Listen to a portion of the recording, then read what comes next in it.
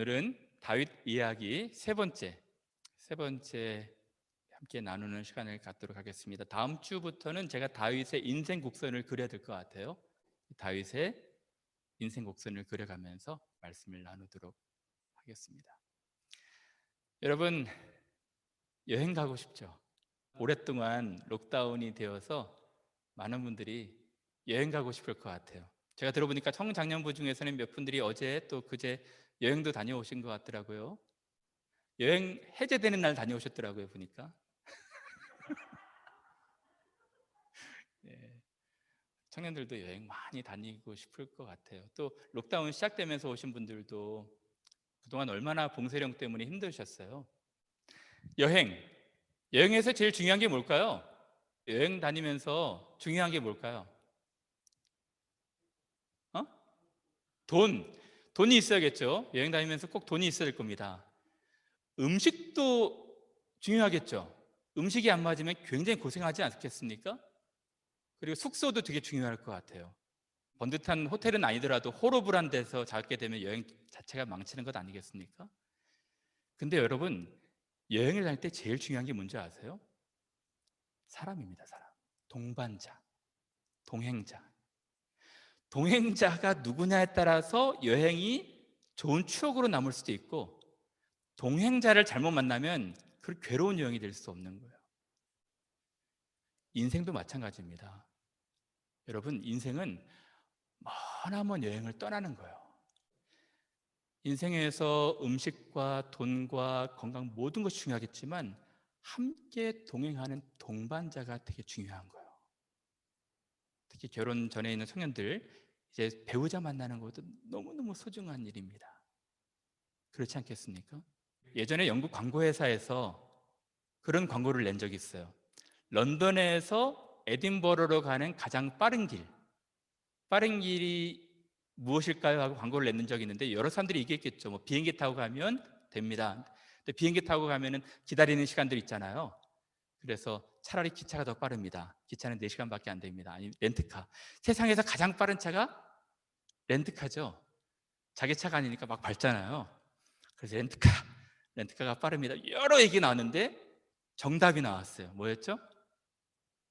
사랑하는 사람이랑 같이 가면은 가장 빠른 길입니다. 그런 얘기가 있었어요.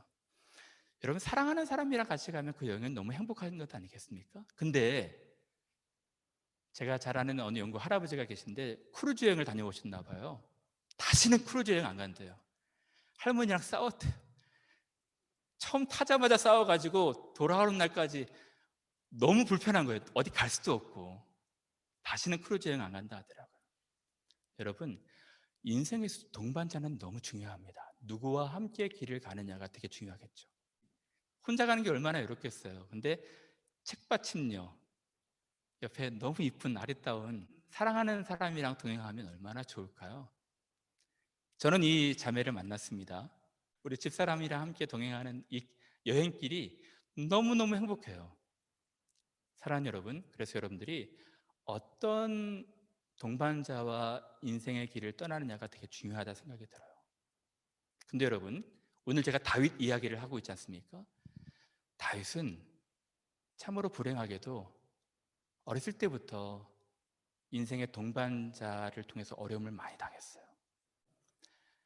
부모로부터도 사랑을 받지 못했죠. 형제로부터도 사랑을 받지 못했습니다. 너무 불우하고 외로운 청소년 시절을 보냈어요. 그리고 이제 결혼을 하고 나서 처갓집 장인어른한테도 사랑을 못 받았죠. 아내로부터도 사랑을 받지 못했죠.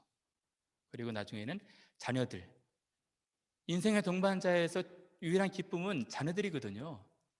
근데 자녀들이 배다른 여동생이었지만 범하고 서로 죽이고 또 그 중에 한 명이 자기를 죽이겠다고 쫓아다니고 찾아다니고 그리고 그렇게 자기를 사랑했던 신하들도 떠납니다. 어떻게 보면 다윗의 고난 중에서 80% 이상이 다 사람으로 인한 관계로 인한 어려움들이었습니다. 여러분, 근데 하나님께서 지난주에 말씀을 드렸듯이 하나님이 모든 인생들을 향하신 선하신 계획이 있다고 말씀드렸습니다. 그것을 신뢰하는 것이 신앙입니다. 다윗을 향한 하나님의 선하신 계획이 있었어요. 그는 특별한 왕이 되어야 되는 사람이었기 때문에 이 고난 중에 그를 명품으로 빚어가셨던 것입니다. 아무도 자기의 앞일을 모릅니다. 앞의 일들을 하나님께서 감추셨어요. 다윗도 그때그때 하나님의 선하신 인도하심을 따라가야 됐었습니다. 하나님께서 그를 빚어가시는, 사람들을 통해서 훈련하시고 다듬어 가시는 것을 깨달았을 거예요.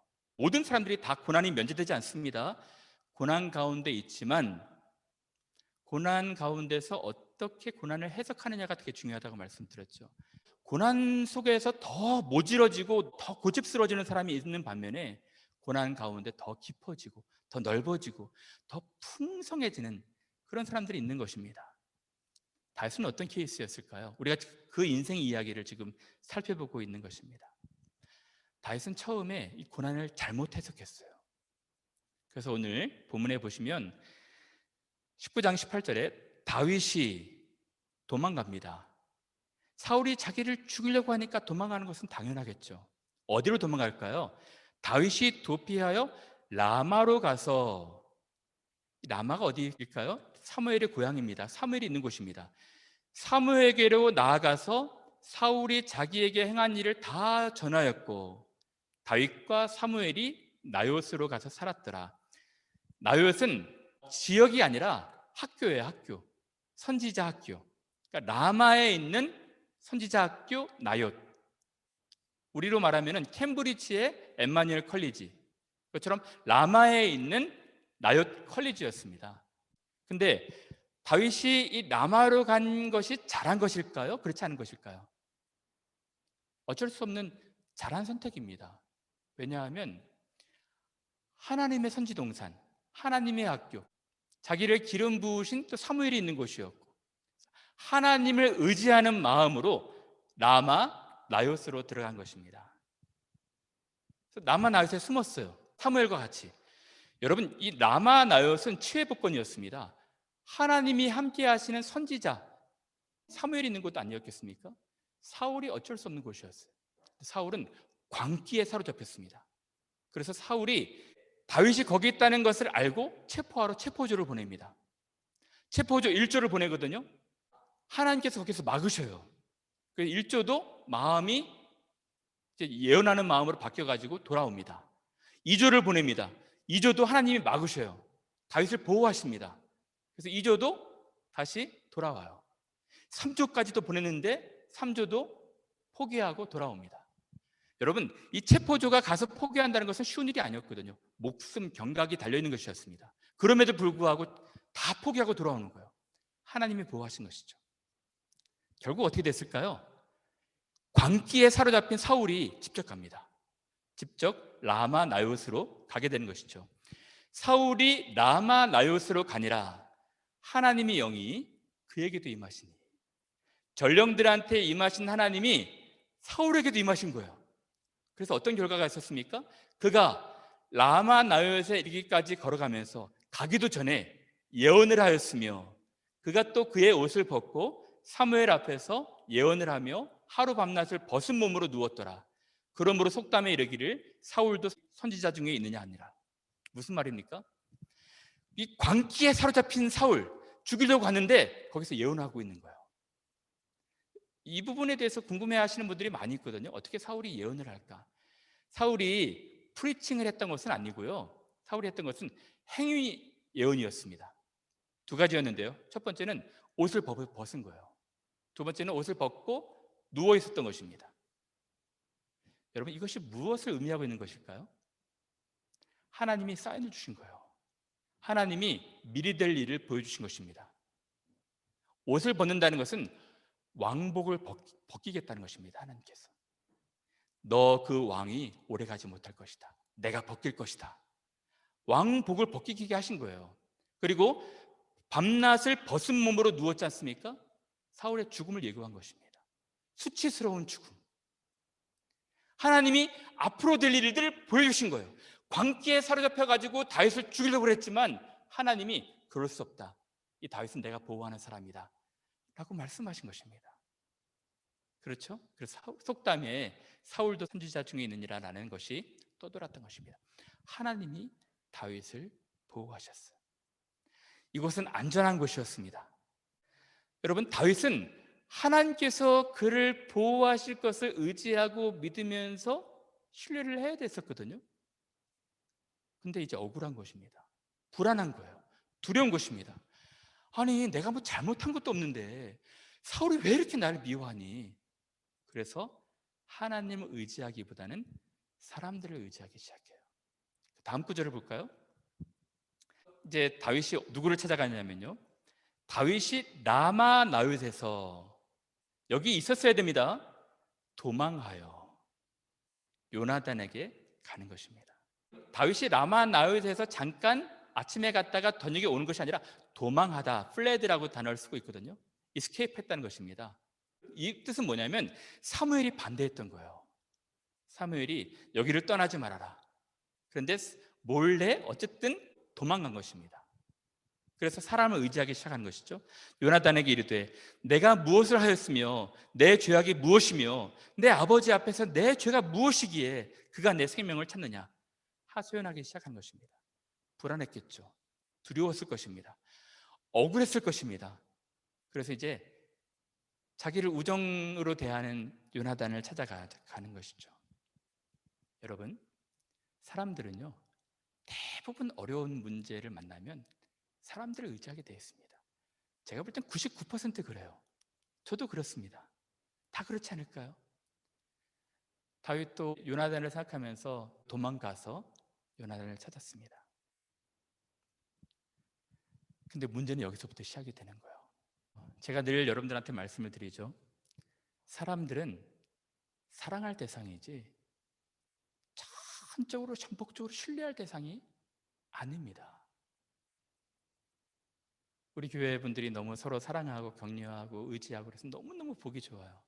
그러나 사람은 사람에 불과한 것입니다. 한쪽으로 신뢰할 만한 대상이 아니라 사랑할 대상인 거예요. 청년들, 특히 결혼 전에 있는 청년들은 언제 결혼 준비가 된 것이냐면, 저 사람 만나면 내가 행복하겠다. 저 사람 조건, 경제력, 저 사람 모든 백그라운드, 저 사람과 내가 결혼하면 행복하겠다라고 한다면 준비가 안 된 거예요. 언제 준비가 된 거냐면, 저 사람 행복하게 해주고 싶다, 행복하게 만들고 싶다, 그때가 준비된 것입니다. 그러니까 사람은 너무 좋아해도 의지하는 것이고 너무 싫어해도 의지하는 것이거든요. 사람을 너무 의지해서 전폭적으로 매달린다면 거기서 분명히 실패가 있게 되는 것입니다. 사람은 격려해주고 또 섬겨주고 도와주고 우리를 통해서 행복하게 해주는 것이 하나님께서 바라시는 뜻이지, 사람만 의지하다 보면 거기에서 불평과 원망이 생기게, 또 갈등이 생기게 되는 것입니다. 그래서 제가 친구 관계를 얘기할 때 그런 얘기를 하거든요. 항상 친구들은 진통제로 우정을 쌓아서는 안 된다. 무슨 말이냐면 꼭 자기가 필요할 때 찾는 게 진통제 아니겠습니까? 필요할 때 의지하기 위해서, 위로받기 위해서 찾으면 항상 문제는 깨져요. 그래서 친구를 만날 땐 보약처럼 만나라 라고 말하거든요. 지금 약을 먹었는데 당장 효과가 나진 않아요. 근데 나중에 효과가 날 때가 있는 것이죠. 그것처럼 지금 도움 주고 또 도움 받고 서로 의지하고, 근데 내가 어떤 도움 받기 위해서 사람 만나게 된다면 문제가 생기는 것입니다. 나중에 알지 못했을 때 하나님께서 그 사람 통해서 큰 도움을 주시면 또 감사하고 고마워하고 또 사랑하고, 그런 것이 돼야 되는 것입니다. 이것이 사람을 의지하지 않는 것이거든요. 근데 지금 다윗은 요나단을 의지했어요. 근데 나중에 훗날에 시편에 이렇게 기록하고 있습니다. 방백들을 의지하지 말며 도울 힘이 없는 인생도 의지하지 말지니 그 호흡이 끊어지면 흙으로 돌아가서 당일에 그 도모가 소멸하리로다. 야곱의 하나님으로 자기 도움을 삼으며 여호와 자기 하나님에게 그 소망을 두는 자는 복이 있도다. 하나님은 완벽하신 분이세요. 신실하신 분이십니다. 자기 하나님께 소망을 두는 자들, 그를 신뢰하는 자들이, 시건치 않으시고 변개치 않으시는 그 하나님을 신뢰하는 자들이 복이 있는 것입니다. 어쨌든 이 다윗이 라마 나윗에서 도망가서 요나단을 의지한 결과가 무엇입니까? 요나단과 아버지 사울과 트러블을 생기게 되었어요. 이 가정이 다 파탄날 지경이 되어버렸습니다. 이제 사울이 요나단에게 역정을 내는 거예요. 사울이 요나단에게 화를 내며 그에게 이르되 폐역 무도한 계집의 소생아, 네가 이새의 아들을 택한 것이 아버지보다 다윗을 택한 것이 내 수치와 내 어미의 벌거벗은 수치됨을 내가 어찌 알지 못하랴. 사울이 다윗에게 한 것처럼 요나단에게 단창을 던져 죽이려 한지라. 아들과 아버지와의 갈등이 생기게 된 것입니다. 다윗은 기다려야 되셨어요. 다윗은 기다려야 되셨습니다. 라마 나윗에서 하나님께서 그에게 기름 부지 않으셨습니까? 하나님의 때, 정확한 하나님의 완벽한 타이밍을 기다리면서 기다려야 되는 것이었죠. 근데 사람이 제일 못하는 것이 무엇입니까? 기다림이에요. 기다림을 잘 못해요. 요셉 아시죠? 요셉이 17살 때 노예로 팔려가지 않습니까? 13년을 산전수전을 다 겪어요. 30세 때 하나님께서 그를 요직으로 등용하지 않으셨습니까? 너무 놀라운 것은 당시 고대 근동 애굽의 법이, 공직으로 세워질 수 있는 법이 30세랍니다. 30세에 공직으로 진출할 수 있는 거예요. 딱 정확하게 30세에 요셉을 등용하셨던 것입니다. 요셉은 기다렸죠. 영문도 모르지만 13년을 기다렸어요. 모세에 비하면 단기 코스였습니다. 하나님의 타이밍에 하나님의 방법으로 그를 세우신 것입니다. 사람은 근데 기다리지 못해요. 다윗의 인생 이야기를 보시면 계속 기다리지 못하고 사람도 의지하고 칼도 의지하고 그렇거든요. 여러분, 이제 라마 나윗에서 도망갔던 다윗이 또 어디로 가는지 아십니까? 여기서도 뜻을 이루지 못하자 제사장들이 있는 곳으로 갑니다. 놉으로 가요. 보시면 다윗이 놉, 라마 나윗은 선지자들이 있었던 곳이고요, 놉은 제사장들이 있었던 곳입니다. 다윗이 놉에 가서 제사장 아히멜렉에게 이르니 아히멜렉이 떨며, 여러분, 아히멜렉이 왜 떨었을까요? 다윗은 수배자였습니다. 수배자였기 때문에 다윗을 받아주는 것은 위험천만한 일이었어요. 아히멜렉은 알았겠죠. 그래도 하나님께서 기름 부은 자임을 알았기에 영접하여 그에게 이르되 어찌하여 내가 홀로 있고 함께하는 자가 아무도 없느냐. 다윗이 이제 어떤 제스처를 취하는지 아십니까? 거짓말을 하기 시작합니다. 보시면 다윗이 제사장 아히멜렉에게 이르되 왕이 내게 이를 명령하고 이르시기를 내가 너를 보내는 것과 내게 명령한 일은 아무것도 사람에게 알리지 말라. 지금 비밀 특사 흉내를 내는 거예요. 사실은요, 제가 왕의 특별한 명령을 받고 찾아온 것입니다. 아히멜렉은 다 알고 있었는데, 수배령이 떨어진 것을, 왕이 내게 어떤 특별한 명령을 해서 제가 온 것인데요, 여기서 이제 몇몇 사람들을 만나기로 했습니다. 여러분, 다윗은 담대한 사람이었습니다. 골리앗 장군과도 담대하게 맞선 사람이었는데 이제는 도망다니기 시작하고 거짓말까지 하기 시작한 것입니다. 그렇죠? 그 결과가 무엇입니까? 다윗이 스스로 결정하고 스스로 선택해서 라마나윗에서 도망가고 노백에 도망갔던 그 결과가 무엇이었습니까?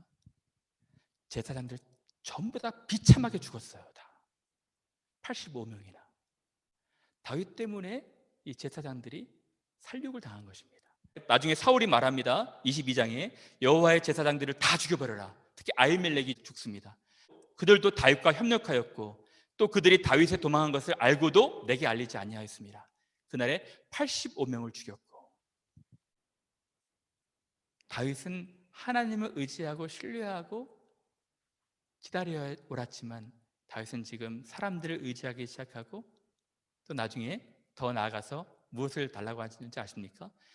이제 당신의 수중에 무엇이 있나이까? 무엇이나 있는 대로 내 손에 주소서 하니 대제사장이 다윗에게 대답하려 할 때 보통 떡은 내 수중에 없으나 거룩한 떡은 있나니. 여기서 진설병을 주죠. 이 아히멜렉은 참 사랑이 많은 사람이었습니다. 그래서 제사장들밖에 먹을 수 없는 이 진설병을 줘요. 먹으라고 하죠. 예수께서 나중에 이것을 인용하지 않습니까? 법보다 더 중요한 것은 사랑이라.